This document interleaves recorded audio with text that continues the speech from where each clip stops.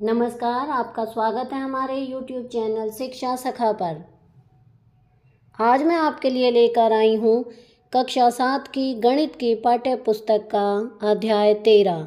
अध्याय का नाम है ठोस आकारों का चित्रण। इस वीडियो में हम इसकी प्रश्नावली 13.1 के सवालों को हल करेंगे और इसके बहुविकल्पीय प्रश्नोत्तर करेंगे। पिछली वीडियो में मैंने आपको प्रश्नावली 12.3 के सवालों को हल करवाया था और इसके प्रश्न अभ्यास करवाए थे। अगर आप मेरे चैनल पर नए हैं और अभी तक आपने मेरे चैनल को सब्सक्राइब नहीं किया है तो प्लीज़ मेरे चैनल को सब्सक्राइब कर लें और बेल आइकन को ज़रूर दबाएं। मैंने अपने चैनल की प्लेलिस्ट में सब्जेक्ट वाइज लिस्ट डाली हुई है।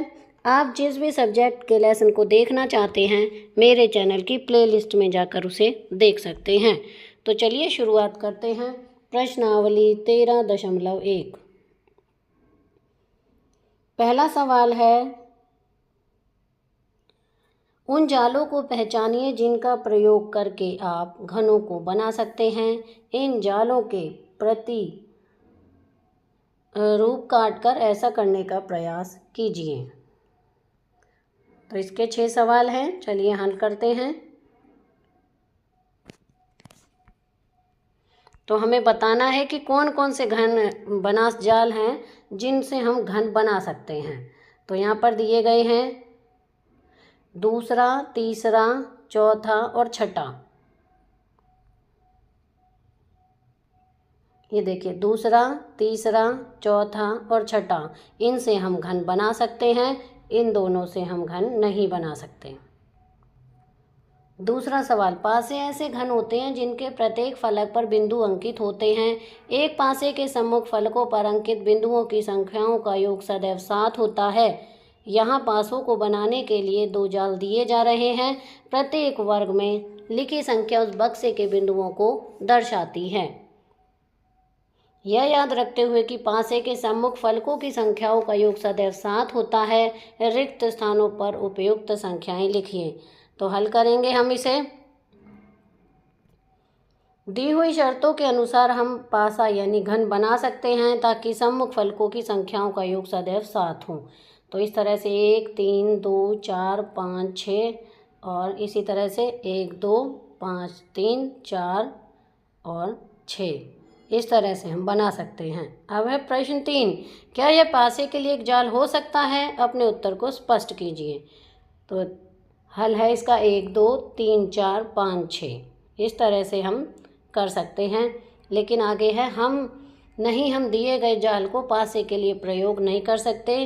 कारण दिया गया है क्योंकि यहाँ सम्मुख फलकों के एक युग्म पर 1 और 4 होगा जिनका कुल योग 7 नहीं है, और एक अन्य सम्मुख फलकों के युग्म पर 3 और 6 होंगे जिनका योग भी 7 नहीं है। अब है प्रश्न 4, यहाँ एक घन बनाने के लिए एक अधूरा जाल दिया गया है। इसको कम से कम 2 विभिन्न विधियों से पूरा कीजिए। याद रखिए कि घन के 6 फलक होते हैं। यहाँ इस जाल में कितने फलक दिए हुए हैं?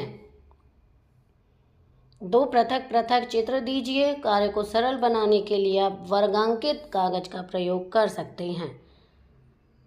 हल, एक घन बनाने के लिए कम से कम 2 विभिन्न विधियां निम्न अनुसार हैं ताकि घन के 6 फलक हो जाएं।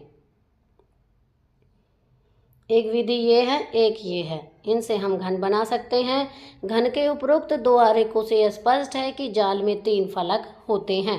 अब है प्रश्न 5, जालों को उपयुक्त ठोसों से मिलान कीजिए। तो यहाँ पर हमें ठोसों से मिलान करना है। कौन कौन से हैं? यहाँ 4 चित्र दिए गए हैं, A, B, 1 और 2, तो इनका मिलान करना है।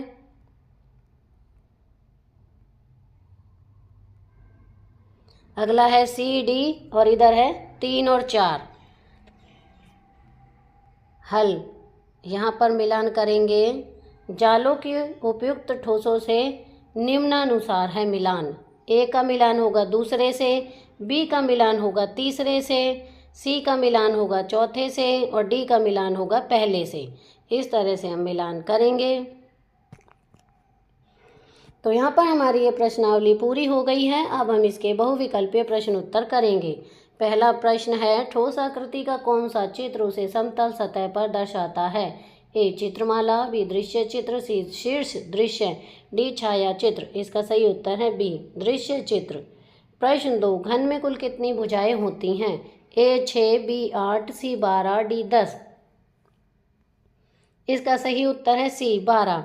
नंबर 3, किसी ठोस आकृति को ऊपर से देखने पर जो आकृति दिखाई देती है वह क्या कहलाती है? ए पार्श्व दृश्य, बी शीर्ष दृश्य, सी सममिति, डी रेखा चित्र। इसका सही उत्तर है बी शीर्ष दृश्य। नंबर 4, कौन सी आकृति एक घनाभ की नहीं होती? ए फलक, बी शीर्ष, सी 10 भुजाएं, डी 12 भुजाएं। इसका सही उत्तर है सी 10 भुजाएं। प्रश्न 5, शंकु में कितने कोने होते हैं? ए 0, बी 1, सी 2, डी 3। इसका सही उत्तर है बी 1। प्रश्न 6, सिलेंडर में कुल कितने वक्र सतह हैं? ए 1, बी 2, सी 3, डी कोई नहीं। इसका सही उत्तर है ए 1। प्रश्न 7, त्रिआयामी आकृतियों को दर्शाने के लिए कौन सा चित्र उपयोगी होता है? ए केवल रेखा चित्र, बी केवल रंग चित्र, सी दृश्य चित्र, डी आकृति चित्र। इसका सही उत्तर है सी दृश्य चित्र। प्रश्न 8, एक घन में कितने समकोण त्रिभुज होते हैं? ए 6, बी 8, सी 12, डी कोई नहीं। इसका सही उत्तर है डी कोई नहीं। प्रश्न 9, शंकु में कुल कितने फलक होते हैं? ए 1 वक्र और 1 समतल, बी 2 समतल, सी केवल 1, डी 3। इसका सही उत्तर है ए 1 वक्र और 1 समतल। प्रश्न 10, सिलेंडर के कितने आधार होते हैं? ए 1, बी 2, सी 3, डी कोई नहीं। इसका सही उत्तर है बी 2। तो यहाँ पर हमारी ये प्रश्नावली समाप्त होती है। अगली वीडियो में मैं आपको प्रश्नावली 13.2 के सवालों को हल करवाऊँगी और इसके बहुविकल्पीय प्रश्नोत्तर करवाऊँगी। आपको मेरी ये वीडियो कैसी लगी मुझे कमेंट करके ज़रूर बताएं। वीडियो को लाइक करें, शेयर करें और चैनल को सब्सक्राइब करना ना भूलें। Thank you.